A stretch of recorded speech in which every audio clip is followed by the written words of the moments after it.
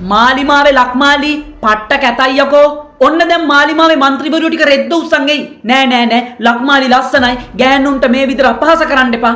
ගැහැණු අපි එක මිටට එහෙම කියපු එක ගැහැණියක් ආවාසගේ ඇතුලේ ජීවිතේ කැත වෙච්ච පුංචි දරුවිය ගැන කෙල බිඳක් කෙළුවේ නෑ. තිස්ස කුට්ටිආරච්චි රෝහිණී කවිරත්න වම්බටු ගහලා පලාගත්තද කියලා කියද්දි සජබේ ලෝකේ පෙරළුවේ නැති එක විතරයි. ආවාසගේ ඇතුලේ පුංචි මල් කැකුලකට ගහලා පළපු කතාව ගැන එක විපක්ෂයේ മന്ത്രിවරියක් කෙල බිඳක් කෙළුවේ නැහැ. ලංකාවේ පාර්ලිමේන්තුවේ മന്ത്രിවරියෝ කතා කරයි Tamanට අපහාසයක් උපහාසයක් වෙච්ච තැනදී විතරයි.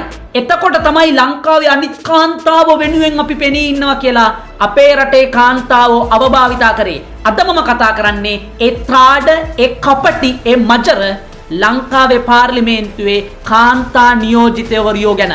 ලක්මාලියක්කේ ඔයාලා කැත නෑ. ඔයාලා හරි ලස්සන මිනිස්සු.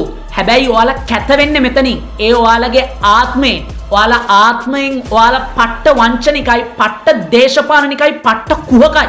සාමාන්‍යයෙන් අපි පාර්ලිමේන්තුවකට කාන්තා නියෝජිතවරියක්ව යොමු කරන්නේ ඇයි නීති රීති හදන පාර්ලිමේන්තුව ඇතුලේ පුරුෂයාගේ දෘෂ්ටි කෝණයෙන් විතරක් නෙවෙයි කාන්තාවගේ දෘෂ්ටි කෝණයෙන් උනත් බලන්න කාන්තා නියෝජිතවරියෝ ඉන්න ඕන. පුරුෂයාට නැති සහකම්පනයක් කාන්තාවකට තියෙනවා කියලා අපි විශ්වාස කරනවා. ඇයි? ඔයාලගේ සහකම්පනයේ තිබුණේ ඔයාලා ළඟ ඉන්න මිනිස්සුන්ගේ අයිතිවාසිකම් නැති වුණොත් විතරයි. ඇයි? ඔයාලා අපේ රටේ අනිත් දරුවෝ ගැන බලන්නේ නැද්ද?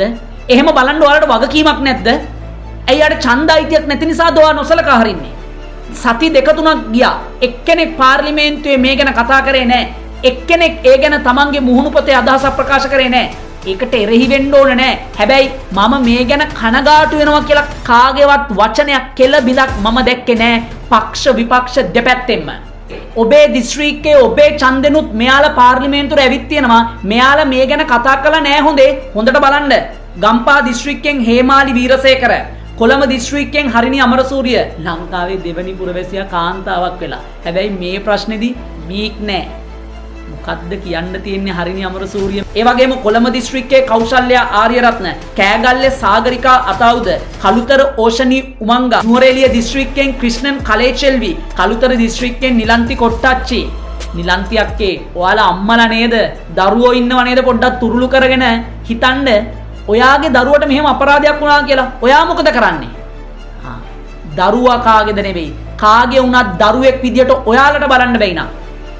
මහජන නියෝජිතවරියන්ගේ අනාගතය ගැන අපේ රටේ පුරවැසියෝ බලාගනීවි. එතනින් එහාට මොනරාගල දිස්ත්‍රික්කයේ චතුරි ගංගානි, රත්නපුර දිස්ත්‍රික්කයෙන් නිලූෂා ලක්මාලි, කොළඹ දිස්ත්‍රික්කයෙන් සමන්මලි ගුණසිංහ, මහනුවර දිස්ත්‍රික්කයෙන් තුෂාරි ජයසිංහ, නුවරඑළිය දිස්ත්‍රික්කයෙන් අනුෂ්කා තිලකරත්න, දිගාමඩුල්ල දිස්ත්‍රික්කයෙන් මුතු රත්වත්තේ, ගාල්ල දිස්ත්‍රික්කයෙන් හසාරා ලියනගේ, මාතලේ දිස්ත්‍රික්කයෙන් දීප්ති වාසලගේ, පුත්තලම දිස්ත්‍රික්කයෙන් හිරුනි විජේසිංහ, බදුල්ල දිස්ත්‍රික්කයෙන් අම්බිකා සැමුවෙල්.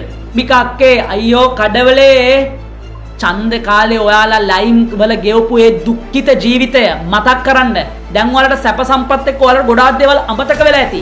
බැයි අපේ රටේ ඉන්න පුංචි දුවදරුවා අනාරක්ෂිතයි. ඒ ගැන ඔයාලගේ වචනයක් එළියට ආවේ නැහැ.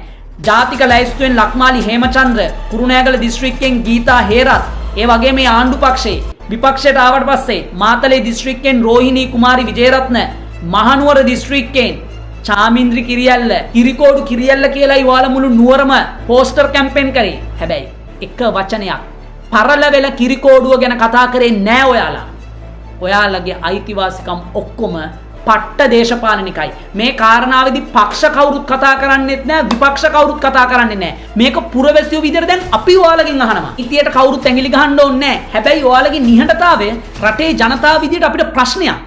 ඒ වගේම මේ තියෙන්නේ ප්‍රතිපත්ති සම්පාදනය කරන තැන ඉන්න අයනේ, නීති සම්පාදනය කරන තැන ඉන්න අයනේ. වගේම දැන් ඔයාලට පුළුවන් ලිංගික අධ්‍යාපනයේ පෙළපොත් වලට ගේන්න. කවුරුත් දැන් විරුද්ධ වෙන්නේ නැහැ. අපි දැන් බලාගෙන ඉන්නවා ඒවට විරුද්ධ වෙන මහා සංඝරත්නය කවුද කියලා. ඒක නිසා ඔයාලා ඔයාලගේ වගකීම ඉෂ්ට කරන්න. ජනතාවේ ඒකයි බලාපොරොත්තු වෙන්නේ. යන්න තියෙන්නේ මෙච්චරයි. සියලු ජනවරම් නැසන සුළුය. නොපමාව ඔබේ වගකීම ඉෂ්ට කරන්න. ඔබටත් කියන්න ගොඩාක් දේවල් ඇති. කමෙන්ට් සෙක්ෂන් එකේ යොතයි. ජය වේවා.